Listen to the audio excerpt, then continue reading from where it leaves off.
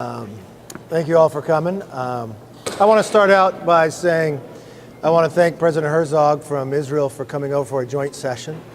It was good to see him again. I was over there in May speaking at the Knesset, but we made a little history today.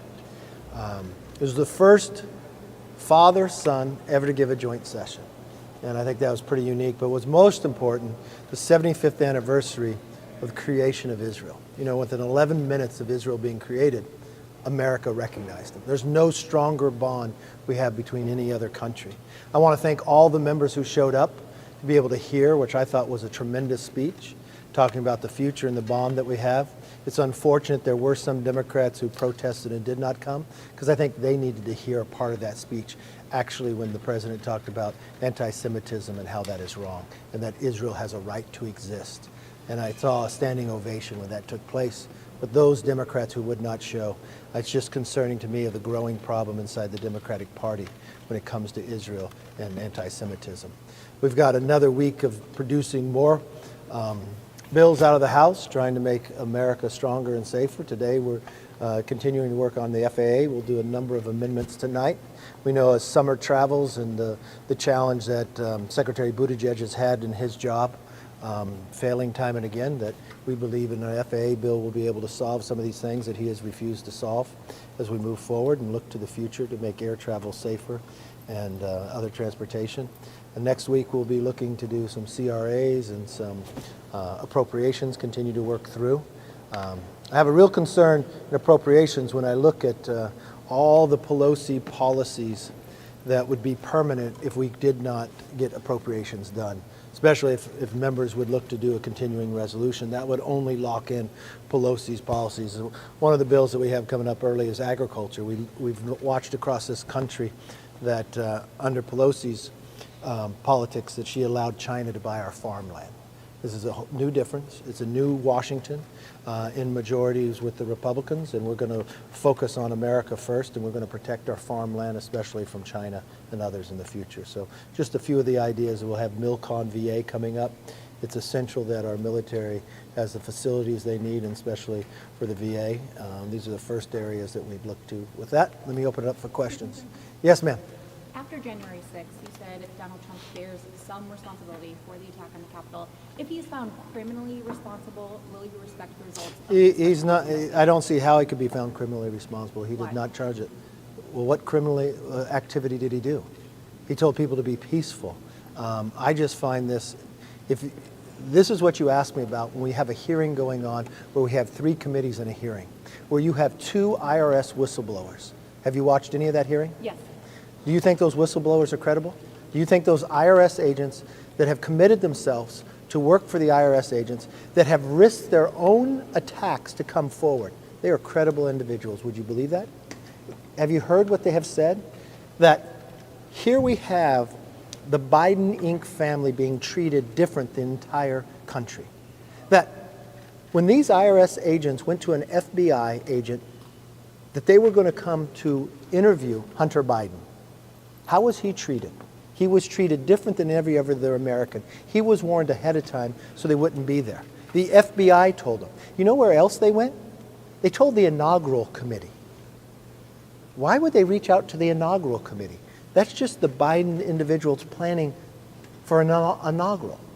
Why would they reach out and tell his attorneys of a location the attorneys don't even know of Hunter Biden's own documents? So he could be there before. But today, when I listened to this hearing that had oversight, had judiciary, and had ways and means, we now find out not just how it's treated, but more than 20 shell companies were created, not when Vice President Biden had left office, but when Vice President Biden became vice president. Then we found out 16 of the 17 payments from Romania paid through shell companies to the Bidens took place while he was vice president. I wanted to raise that because I don't hear anybody asking those questions when I know the rest of America is wondering what's going on here. Yes, go right ahead. Chairman Comer says he's going to have a memoranda about the Romanian payments. We'll probably have more questions after we see that specific part. But one thing Democrats have been bringing up today is they say there's no direct link between these whistleblowers and wrongdoing by Joe Biden. So I want to ask you if you think there is that link, and also, where do you think the problem is here? Are you alleging that there is misconduct by the Department of Justice, by Merrick Garland, by the FBI, by the IRS, by whom? Well, the first thing, we don't have all the information. We just now have the IRS agents come to us.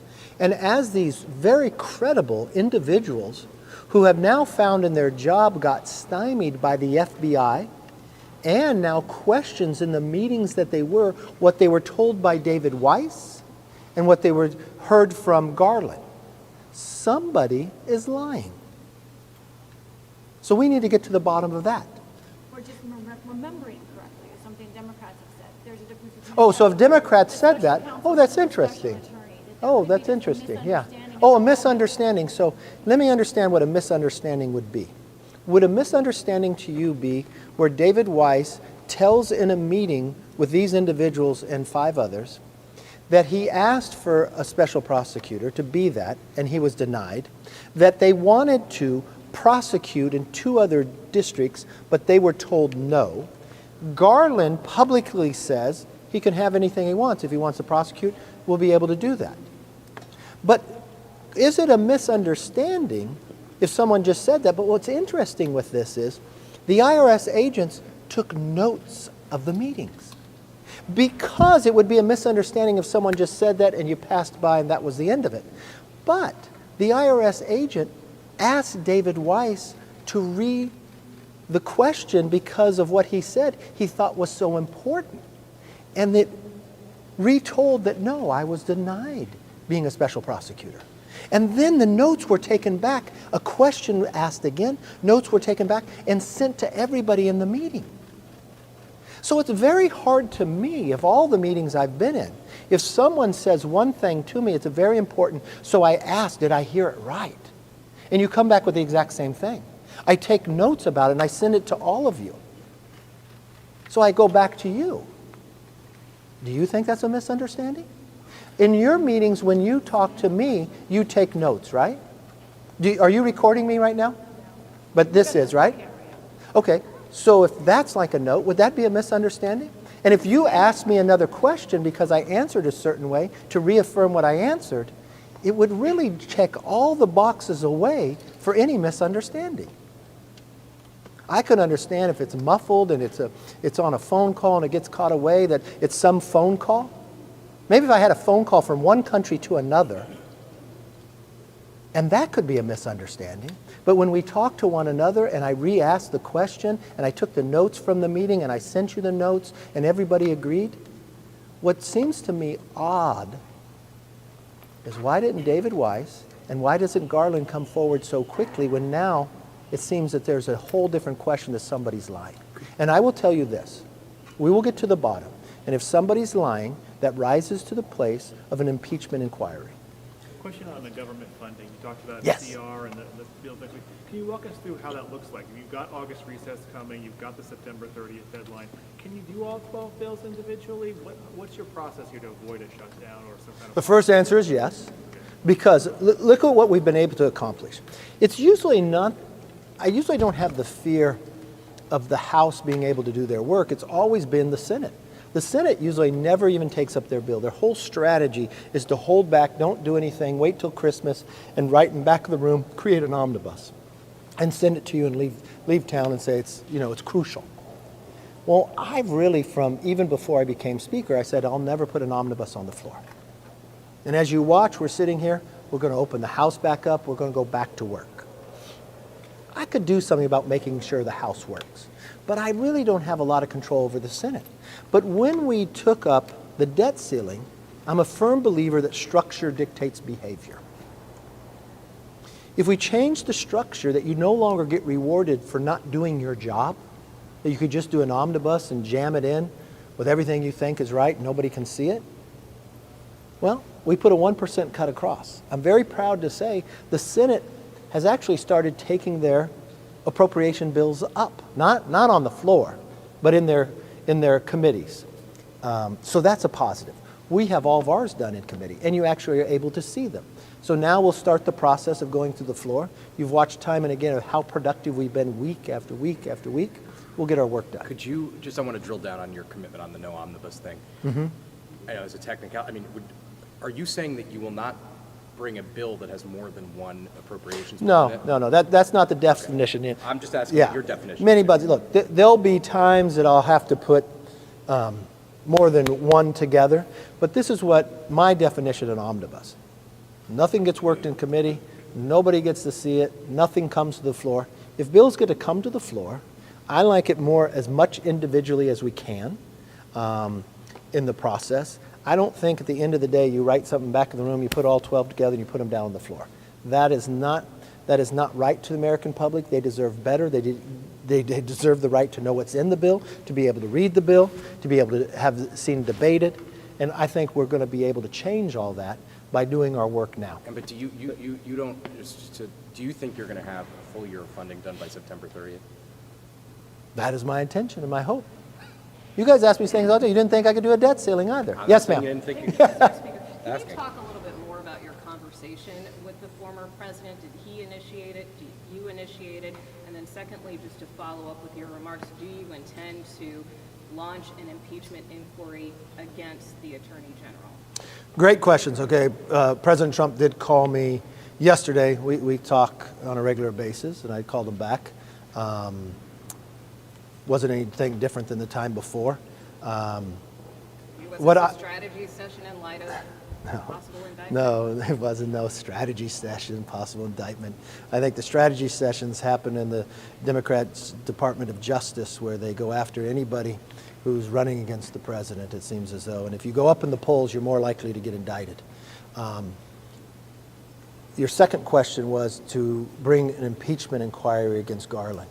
I don't do anything for a political purpose. What I'm telling you is, and I think you would all agree, you can disagree if you like, but do you not have a question, because you're all reporters, you deal with information. Weiss has said one thing in a meeting with 6 people, who 2 whistleblowers have come forward out of the threat to their own life, no political basis. One happens to be, I don't know if one's a Republican or not, I know one's a Democrat. They took notes from a meeting.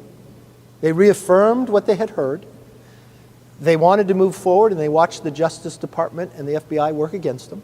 They thought it wasn't fair. They have done this job many times before. They don't see equal justice, and their ability to come forward is through the Ways and Means. Garland has told Congress and the American people something different. So I would think, given all that information, you are just as inquisitive as I am. Who's lying in this conversation? The role of Congress, especially from a legislative purpose, is to have an investigation. Is there something we need to change legislatively? If we find that there is lies going on, that would rise to an impeachment inquiry, where we would be, as a Congress, stronger empowered to get all the answers. And yes, I would move to impeachment inquiry if I found that the Attorney General has not only lied to the Congress and Senate, but to America. Thank you, Mr. Speaker. Once the NDA reaches conference, what's your view of its fate considering the hard-to-reconcile culture war amendments? I don't see that it's hard to reconcile. What's hard to reconcile is that you don't focus on defense.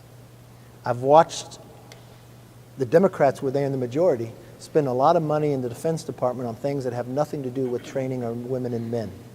We have reframed and changed back to a way that has made America strong. Provide the resources that the American fighting force is the best prepared, the fiercest in the world, so we never have to go to war. I think that is easy to get done. Thank you. Yes, ma'am. Brittany Gibson from Politico. Have you made calls to any of the state legislatures in Alabama as they're redrawing their congressional maps? State legislatures? Legislators in Alabama as they're redrawing their congressional maps this week. Have you made any calls to push for one map versus the other? I don't know which maps are out there. I have talked to a few to see if they're going to do something about it. We've watched it. We have a couple redistrictings out through all the places. I'd like to know where they're going to go and whether they're in the process of happening. I know the Democrats are trying very hard to redraw New York. I saw what the courts have gotten involved because we watched what they did in New York was just very one-sided. I think people should be very, very fair in this process, be able to see what's happening. I like to know what's going to happen out there. Yes? Did former President Trump voice frustration in the call with you about the target letter? Did you provide any guidance to him about how House Republicans would respond? Wouldn't you feel frustrated? Wouldn't you feel frustrated if you get a target letter? Let's just put it in perspective, because none of you have ever gotten back to the hearing that's going on right now with two whistleblowers. In this hearing, let me put some of the points out if you weren't able to cover it, if you're just covering the photo shoot. Some of the Burisma is an energy company in Ukraine that had on its board Hunter Biden, who Hunter Biden admitted he only got the position for political purposes. Did he not say that in an interview? I might not be quoted exactly, but that's what he said. The money didn't come directly to him. He sent it to a partner. The partner told him he has to do something different for tax purposes. He got his Porsche paid for. He got a diamond. The IRS found that was some of the most egregious, that if any American had done this, they would be in real trouble. The slow arm of the Justice Department, for some reason, took 6 years. Most Americans would be very excited by that, because what happens after 6 years? The statute of limitation runs out. And if you listen to these IRS agents, those are the ones that he'd have to be prosecuted on. If you listen to Americans who have to pay taxes, if you listen to the president who says he wants to end these tax loopholes, are these the loopholes he's talking about? That his son got away with hundreds of thousands of dollars and isn't going to be prosecuted because the Justice Department treated the Biden family one way and now found a new way to go after their political opponent and President Trump? I don't think it's just President Trump who would be frustrated. I think Americans would be frustrated. Because as I go across the country, that is what I'm hearing. I hear from people who said, you know what? I never voted for President Trump, but I'm going to vote for him now based upon how he's getting treated. Because if they can treat him that way, they could do that to any American. And that is what they believe has to stop, that you need equal justice. Yes, sir. Last question. Do you support the efforts of some of your members to defund the office of Jack Smith? Of Jack Smith? Look, I haven't gotten into that. I just want to make sure that we have some equal justice as we go through. I found it very interesting. Who's from CNN? They had breaking news yesterday. You know what the breaking news was? They covered it. Jack Smith went to Subway. That was breaking news. I would hope CNN would have their cameras on the hearings today and listening to two IRS agents who are telling you a story that don't have a political bias, that simply represent the country. And they have found what has happened is so egregious that they would come forward in their own expense to go to the American public because what they were denied to be able to do their job for one simple reason. The person's last name was Biden. And let me ask you and all of America this question. I've had my own business. Many Americans have their own business. When they have their own business, they produce something. And when they produce something, they have a name to that business. They usually just have one. They don't create a shell company to be paid. When someone pays them, they pay directly to the business and they get the product they make. Apparently, the product the Biden family was selling was influence. While the president was vice president, 16 of the 17 payments from Romania were paid. The vice president at that time had a lot to do with what was happening in Romania. Hunter Biden didn't even pay taxes on this influence. It went from one shell company to another, down to 9 different family members. When the President Biden was running for office, he told the American public in October that their family got no money from China. He can't say that now. It's proven, based upon these investigations, that they did get money from China. He said he had no dealings with the family business. We now have proof he went to meetings. It just raises more and more questions. The question I have for all of you, when are you going to ask me a question about it? When are you going to follow what we're finding? Do you not find that disturbing? If 2 IRS whistleblowers came forward, do you not find it disturbing that 16 of the 17 payments were paid while he was vice president? Do you not find it concerning what product do they produce? If they're specializing in foreign countries, why are all the countries, China, Romania, Ukraine? Why wouldn't the other foreign countries like France or Ireland or Germany hire them as well? Why would you have to have 20 shell companies when your father and brother is vice president? Why would you allow the Department of Justice to have the statute of limitations run out, but be so fast in their indictments of your political opponents? Take your politics away. Put your reporter badge on. And as the lady across the way that has a blindfold on and a scale of equal justice, shouldn't you raise that question too? Thank you. Have a good day. Thank you.